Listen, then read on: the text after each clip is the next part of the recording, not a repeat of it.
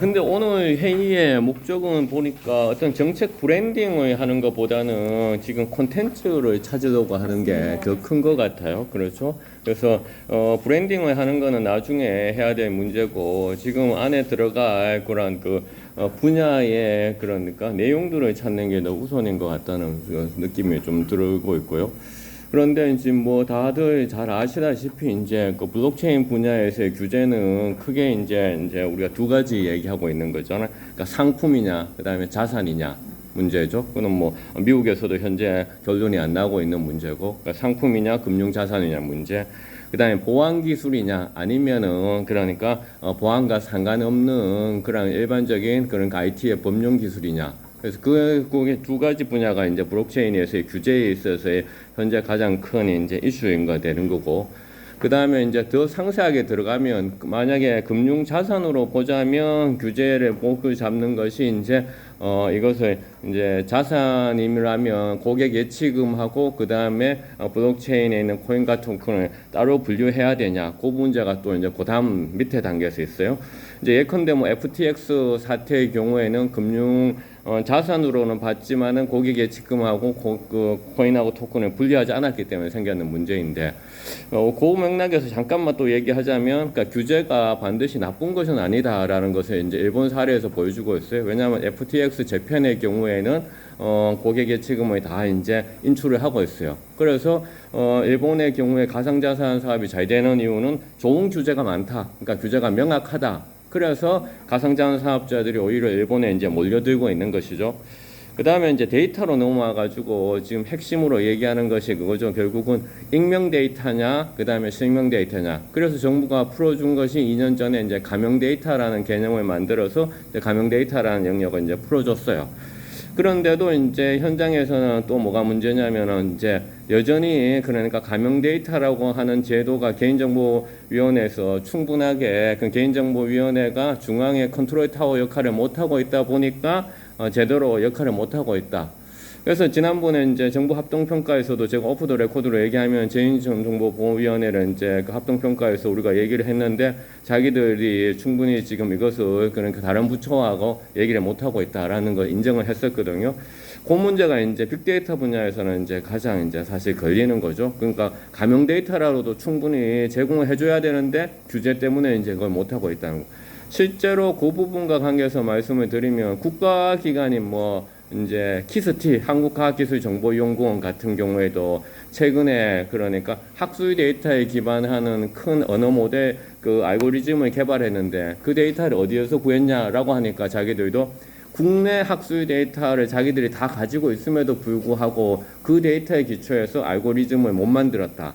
왜? 바로 그 규제 때문에. 그러면서 세멘틱 스칼라라고 하는 미국의 학술 데이터베이스가 있는데, 세멘틱 스칼라라고 하는 요 학술 데이터베이스가 무료로 공개되어 있다 보니까 거기에서 가져와 가지고 학술 모델에 맞았다. 그 얘기하고 있고요.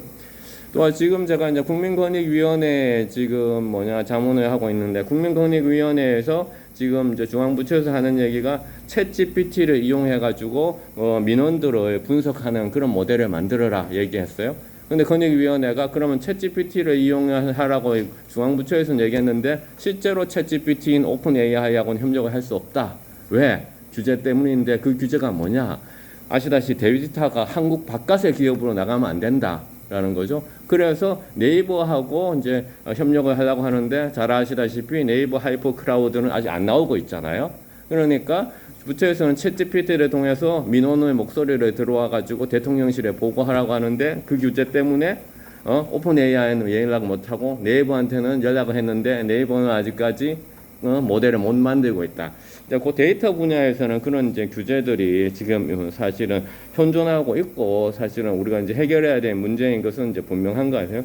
그러면 그러한 틈새 속에서 우리가 이제 어떠한 내용들을 또 이제 만들어 이제 내야 되는 것인데, 그것은 사실은 저는 어떻게 생각하냐면은 실제 IT 기업들이 생각하고 있는 그러한 규제에 대해서는 그러한 범주를 지금 벗어나지는 못하고 있는 게 사실이에요. 사실. 근데 그러면 시행세칙 하나에서만큼이라도 그걸 면밀하게 찾아내서 우리가 이제 그 하나라도 이제 우리가 해결할 수 있도록 그러니까 서포팅을 해줘야 되는데 그것이 반드시 민간 기업일 필요는 없다라고 생각을 해요. 그러니까 공공기관도 아까 키스티의 경우에서도 그렇고 국민권익위원회에서도 그랬고 왜냐하면 공공기관에서도 이러한 규제에 대해서 자기들이 이제 풀어주기를 원하고 그 공공기관이 한다면 또한 공공기관이 용역을 주게 되기 때문에 민간 기업이 또한 같이 오기는 것이기 때문에 그런 측면에서 이제 그러한 규제에 대해서는 충분한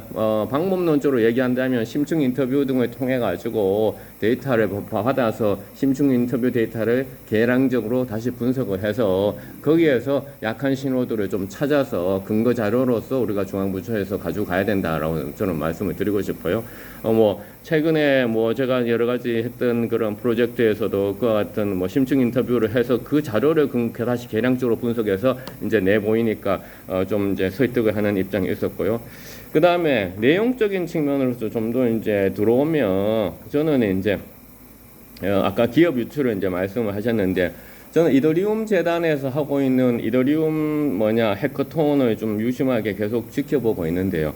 이더리움 해커톤에 보면 각종의 그러한 여러 가지의 그 스타트업들, 글로벌 스타트업들이 계속 PT를 많이 해요. 왜냐하면 PT를 해야지 이더리움 재단에서 이제 또 이더를 가지고 시드머니를 또 주고 있는데 거기에 보면 이제 크게 여기서 나누는 네 가지 꼭지가 아니라 그러니까 세 가지 꼭지로 말씀하셨잖아요. 데이터 거래하고 이제 했는데 거기는 네 가지 꼭지로 이제 분야를 보고 있더라고요. 언어의 부분, 그 랭귀지의 부분, 그러니까 툴의 부분, 그 다음에 플랫폼의 부분, 그 다음에 테크닉의 부분. 예컨대 이제 랭귀지의 경우에는 뭐 이더리움의 솔리더티가 이제 랭귀지에 해당되는 거고, 이제 플랫폼의 경우에는 뭐 유니스왑이라든가 이더스캔, 연파이낸스 같은 거 이제 그런 분야에 속하고 있거든요. 그러니까 우리가 보는 이러한 섹터를 나누는 것이 그러니까 글로벌한 스탠다드 기준하고 또 맞느냐를 봐야 되죠. 지금 세 가지 분야를 이제 나눴는데 여기에서는 그와 같은 측면에서 이더리움 재단 해커톤에서 이제 보고 있고. 그 다음에 여기에서 이제 또한 최근에 그런 그 블록체인 또 범주에는 이제 블록체인 용어를 쓰기보다는 이더 같은 경우는 웹3라는 용어를 가장 많이 쓰고 있는데 이제 웹3 이 기업들을 또 네 가지 단계로 나누어 가지고 이미 이것은 정착이 돼버렸다, 어답션 했다라는 그런 기업이라든가 언어라든가 도구가 있고 그 다음 시도 단계는 있고 그 다음 아직 평가를 해야 된다, 그 다음 이거는 좀 더 지켜봐야 된다, 호의도 해야 되는 단계가 있다 이런 게 있죠. 그럼 앞서 이제 말씀하셨더니 글로벌 기업을 유치한다면 여기에서의 리스트 가운데에서 네 가지의 랭귀지 툴 플랫폼 테크닉 가운데서 하나를 정하고 그 다음에 어답트 되어 있는 벌써 기술이 충분히 성숙한 기업들을 유치할 것인가, 아니면 누구나 지금 아무도 못 들어가고 있는 호이드 영역에 있는 그 기업을 유치할 것인가를 또 이제 발굴을 또 해야 되겠죠. 그래서 저는 뭐 아까 우리 김세진 교수님 잠깐 말씀하셨는데 저도 지금 개인적으로 영국에서 그러니까 학술 분야에서 웹3를 하려고 하는 그 기업이 하나 이제 만들어졌거든요. 그러니까 일하는 사람은 사실은 뭐 없지, 거기도 풀타임은 없는데 이제 다 파타임으로 일하고 하고 저도 거기 파타임으로 일을 하고 있는데 이 학술지는 웹3 학술지라고 하는 것이 뭐냐면은 말 그대로 그러니까 논문을 투고했는 사람들, 논문을 심사했는 사람들, 논문을 편집했는 사람들한테 그러니까 충분한 보상을 주자. 그래서 학술기업도 스프링거라든가 엘세비어라든가 이런 플랫폼, 거대 플랫폼이 있는데 여기들에서 다 자기들 수익을 갖고 가니까 논문의 저자라든가 심사자라든가 편집자한테는 보상이 안 줘진다. 그래서 웹3 기업으로서 이제 영국에다가 우리가 이제 만들었고 그러니까 이제 시드머니가 없으니까 우리도 사실은 이제 지금 다들 이제 그거 하고 십시일반으로 이 플랫폼을 지금 만들고 있는 단계예요. 근데 등록은 이제 영국에다가 이제 우리가 등록을 했는 그런 케이스가 있고요. 그래서 그 회사가 이제 우리는 이제 사이언스 엣지라고 회사 이름을 적었어요. 과학 사이언스 엣지라고 얘기했고, 그러니까 그 다음에 또 하나 이제 지역에서 웹3를 이제 또 이렇게 좀 선도하는 기업이 한 군데가 있죠. 최근에 이제 그 코엑스에서 IT 블록체인 월드에서 이제 SNS 서비스 서비스는 피키라고 하는 회사, 그 시그마 체인이라는 회사가 이제 최근에 이제 웹3를 이제 선보이기도 했었어요. 그 다음에 이제 또 하나 이제 앞서 제가 이제 그 이더리움 재단의 웹3의 그 분야를 말씀을 드렸는데 그 다음에 또 하나는 그 우리가 이제 이 비즈니스의 모델들을 그러니까 좀 더 상세하게 세부적으로 나누어 가지고 목소리를 들으면 시행세칙이라든가 규칙들을 더 상세하게 찾을 수가 있다라고 생각을 해요. 지금 앞서 말씀드렸던 상품이냐 자산이냐 보안기술이냐 일반기술이냐 이것뿐만이 아니라 뭐 이것은 여러 측면에서의 그러니까 시행세칙들이 연관되어 있는 것들이 이제 많이 이제 나타날 수 있거든요. 그러니까 그런 것들 찾으면 블록체인 비즈니스 모델도 지금은 뭐 6가지, 7가지로 많이 구체화되어 가고 있는 그런 형편이거든요. 그러니까 그런 부분 예컨대 당장에 미국 같은 경우에는 규제가 가장 큰 규제가 그거지 않습니까? 에너지잖아요.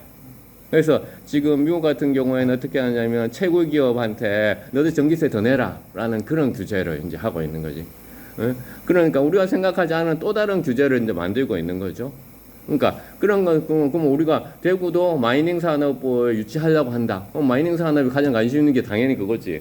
전기세죠, 사실은요. 근데 마이닝 산업도 하나의 클러스터가 크게 만들어질 수 있는 거거든, 사실은요. 그러니까 그런 측면에서 조금은 우리가 세부적으로 들어가서 그러니까 전통적인 어떤 규제의 샌드박스 하는 거 말고도 찾고 그 다음에 샌드박스를 어떻게 하면 또 잘할 수 있는지 일본처럼 그 부분도 좀 고민해야 될 것 같아요. 당장에 뭐 답은 나올 수 없는 것 같아요. 네, 이상입니다.